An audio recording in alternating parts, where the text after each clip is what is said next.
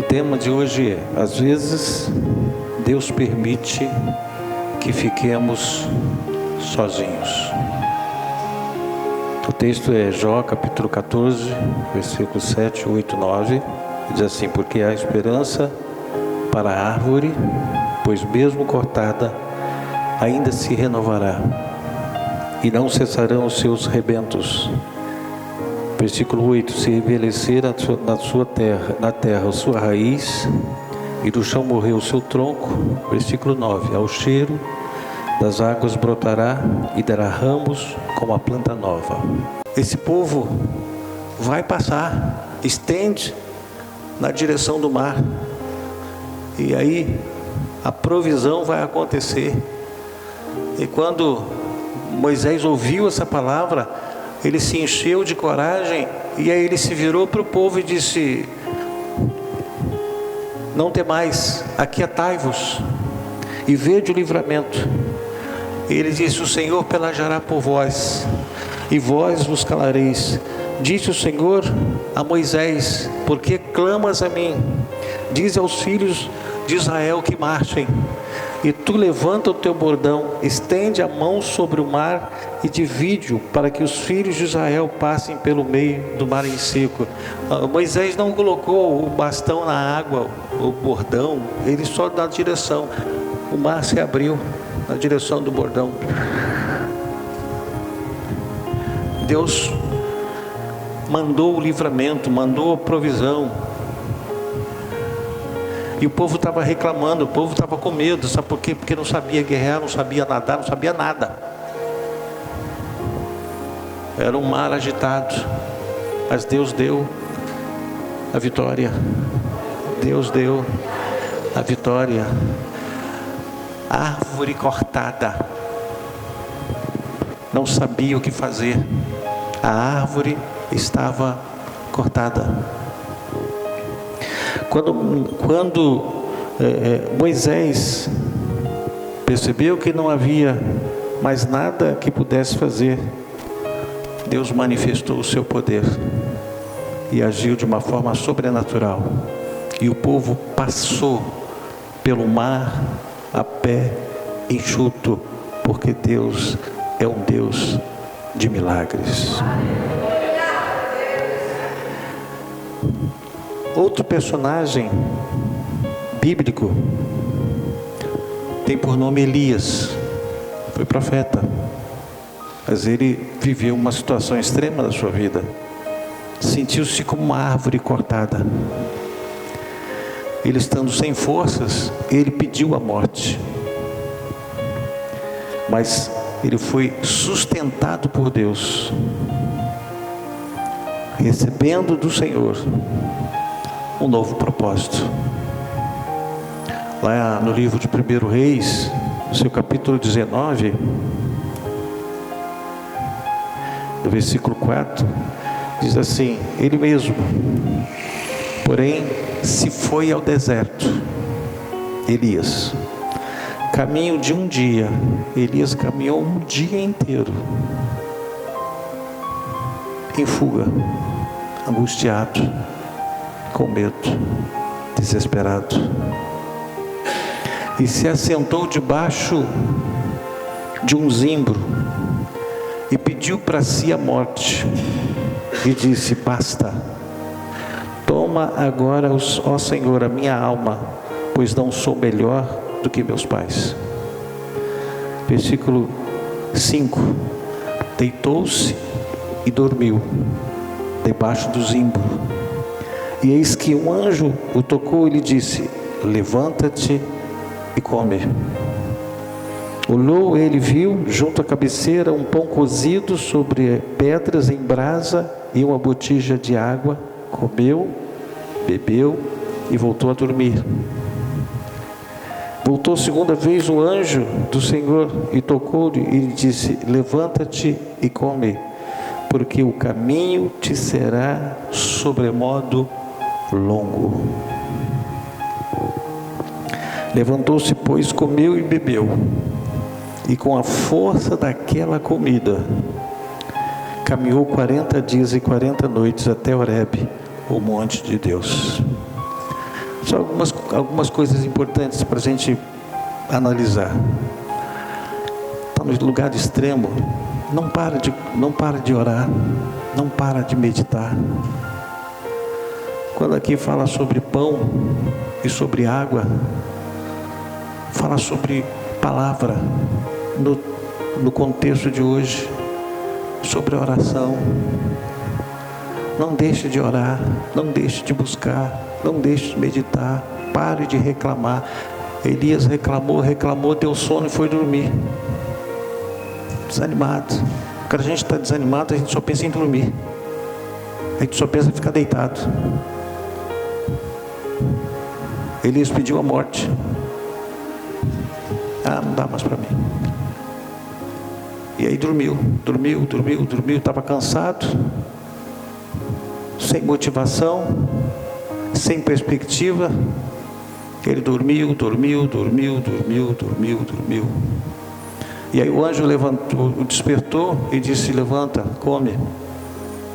Ele levantou, viu pão cozido na brasa, água, comeu, bebeu e voltou a dormir. A pessoa que está assim no limite das forças, ela só pensa em dormir.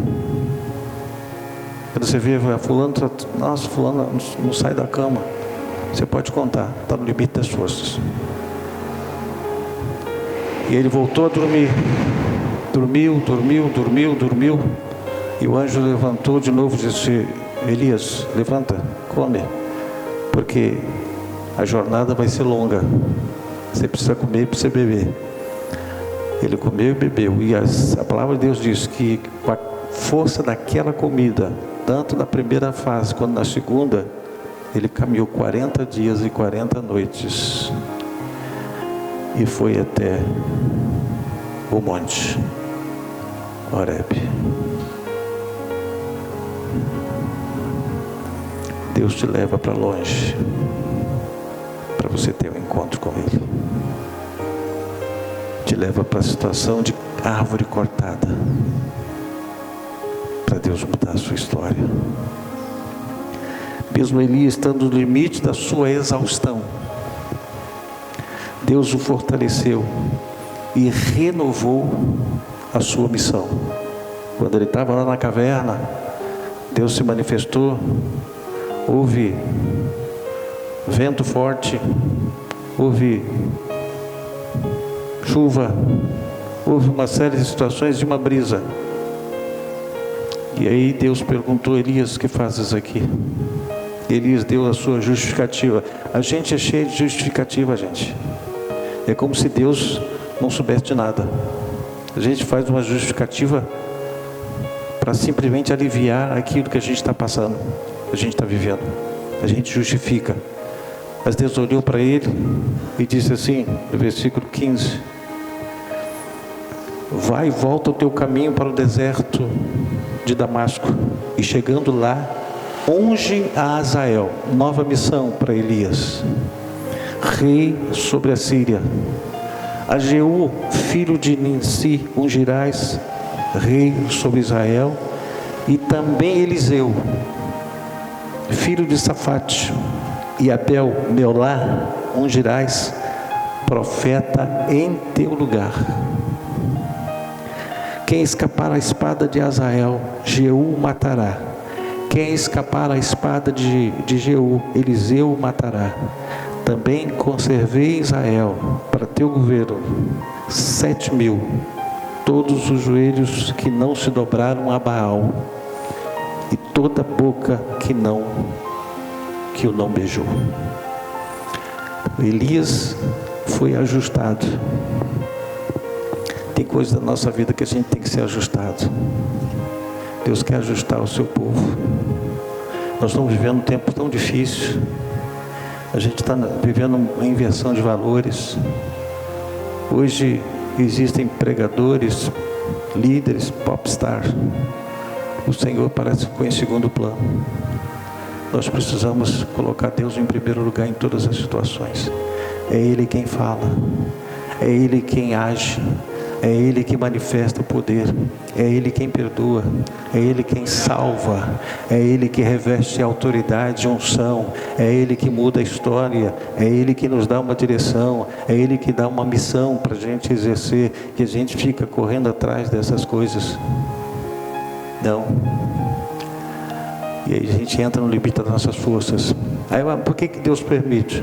Porque Ele não te exige nada. Ele quer que você e eu façamos a vontade dEle. Vontade de obedecer, vontade de submeter, vontade de sujeitar. É isso que Deus quer.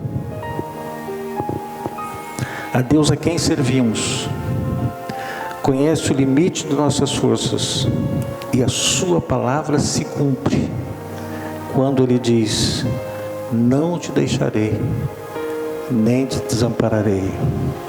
Mesmo que você se sinta como uma árvore cortada, Deus não deixará você. Deus não vai desamparar você. É projeto dEle, é plano dEle, é propósito dEle. A gente diz: meu Deus, por que eu estou passando por isso? Propósito dEle. Mas eu estou perdendo tudo.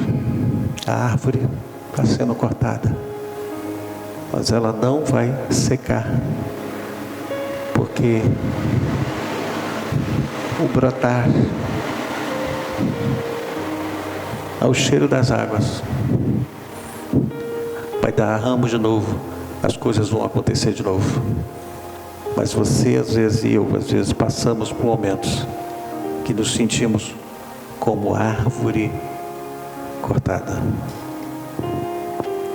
Quando nós estivermos no limite das nossas forças, não desista, porque o propósito de Deus ainda não chegou ao fim.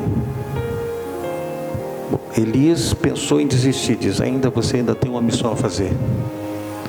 Ele preparou um profeta, diz: unge Eliseu, que vai ser o profeta no teu lugar. Mas ele pensou que já estava o fim, não era o fim. Depois que ele fez tudo aquilo que Deus designou para ele fazer, Eliseu estava com ele. E aí Deus honrou a vida de Elias. Ele fugiu. Elias trouxe uma justificativa por aquilo que ele achava. E Deus tratou ele com uma saída de honra. Deus mandou uma carruagem e um vento para vir buscá-lo. E quando essa carruagem veio, o vento veio e tomou Elias. E Elias deixou a capa cair. E Eliseu pegou aquela capa. E houve uma unção dobrada, porque Eliseu pediu: eu quero a unção dobrada que está sobre você. E houve uma unção dobrada. Mas Elias cumpriu a missão. Teve um momento de árvore cortada, pediu a morte. Deus não ouviu a sua voz. Deus cumpriu a sua missão, mudou a história de Elias. E eu quero dizer para você que Deus faz isso, continua. Esse Deus é o mesmo. Elias já foi embora, Moisés já foi embora, Abraão já foi embora, Jó já foi embora, mas Deus continua vivo, e Ele é o mesmo, o Deus que agiu na vida de Jó, na vida de Moisés, na vida de Abraão, na vida de Elias. E este Deus que está aqui é o mesmo Deus. O propósito de Deus é fazer com que o nome do Senhor, o nome dele seja glorificado, seja exaltado. A árvore cortada, ela vai acontecer, mas ao broto das águas vai se levantar. Deus é especialista em renovar forças. As forças que estão se esvaindo. Prossigamos nessa caminhada pela Bíblia. É só mais um exemplo. Não falar sobre só a viúva de Sarepta, ou algumas traduções bíblicas falam Serepta. É Serepta ou Sarepta? Essa viúva estava prestes a morrer de fome, mas ela experimentou o milagre da provisão. vinda por intermédio desse mesmo profeta Elias. Ela estava com seu filho, está no primeiro Reis 17. Ela foi buscar água, um pouquinho de graveto, para fazer a sua última refeição. Quando Elias chegou até ela, disse: eu preciso de água. E havia uma escassez por 3 anos, ou um pouco menos, e ele pediu água. E quando ela olhou para ele, ela estava pronta para pegar água, e ele disse: mas também quero comida, eu quero. Mas ela disse: olha, eu não sei se eu vou poder. Eu tenho um pouquinho de azeite, um pouquinho de farinha para fazer o alimento para mim e para o meu filho, para a gente esperar a morte. Ele disse assim: tão certo como vive o Senhor teu Deus. Ela disse: nada, há somente um punhado de farinha na panela e um pouco de azeite na botija. E vês aqui, apanhei 2 cavacos e vou preparar esse resto de comida para mim e para o meu filho. Comeremos e morreremos. Elias disse: não temas, vai e faz o que disseste, mas primeiro faze dele para mim um bolo pequeno e me traz aqui fora. Depois farás para ti mesmo e para teu filho, porque assim diz o Senhor. Ele já colocou o nome do Senhor. Porque assim diz o Senhor, diz Deus de Israel: a farinha da tua panela não se acabará, e o azeite da tua botija não faltará, até o dia em que o Senhor fizer chover sobre a terra. Deus estabeleceu através do profeta Elias que não ia faltar azeite nem farinha até o dia que voltasse a chover. E não sabia quanto seria. Foram 3 anos e meio sem chuva. Elias foi sustentado por esta viúva. Quando Elias estava lá perto de um riacho, o riacho secou, disse: vai, porque tem uma viúva que vai te sustentar. Deus estava preparando tudo. Deus sempre está uma direção certa. Mesmo a gente acha que é loucura, mas uma viúva que não tem o que comer, vai lá que eu vou dar o sustento, eu vou fazer o milagre na vida dela e vou fazer o milagre na sua vida. Deus faz coisas poderosas. Foi ela e fez segundo a palavra de Elias. Assim comeram ele, ela e a sua casa muitos dias. Esse muitos dias até voltar a chover. Da panela da farinha, a farinha não se acabou. E da botija, o azeite não faltou. Segundo a palavra do Senhor, por intermédio de Elias. Árvore cortada, ao cheiro das águas, vai florescer. Quando tudo parecia perdido, para essa mulher, Deus fez o impossível acontecer.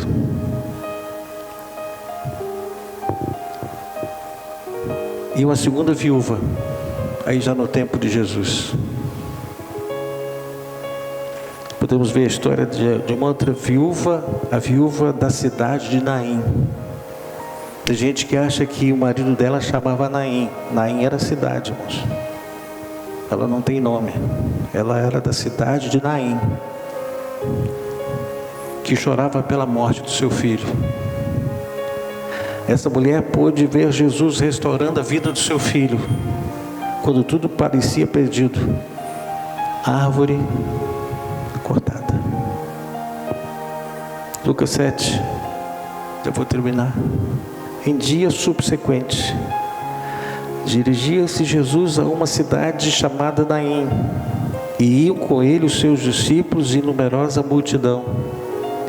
Como se aproximasse da porta da cidade, eis que saía o enterro do filho único de uma viúva, e grande multidão da cidade ia com ela.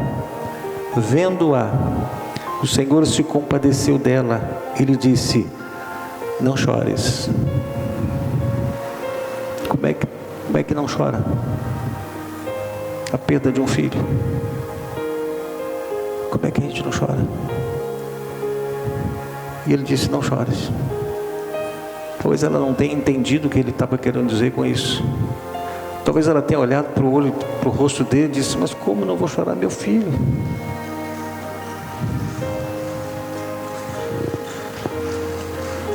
Chegando-se, tocou o esquife, e parando os que conduziam, disse: jovem, eu te ordeno, te mando, levanta-te.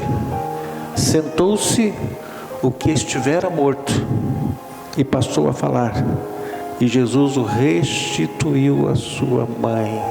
Árvore cortada ao cheiro das águas, ao cheiro de uma palavra: levanta-te. A gente espera muito, ouvir muito. Se Deus te falar uma palavra, é o cheiro das águas que vai mudar a sua história. Saiba e acredite que no limite da dor e da perda, Deus sempre traz a solução. E é exatamente o que aconteceu com essa viúva. E por fim, eu quero dizer para você que esse Deus continua o mesmo.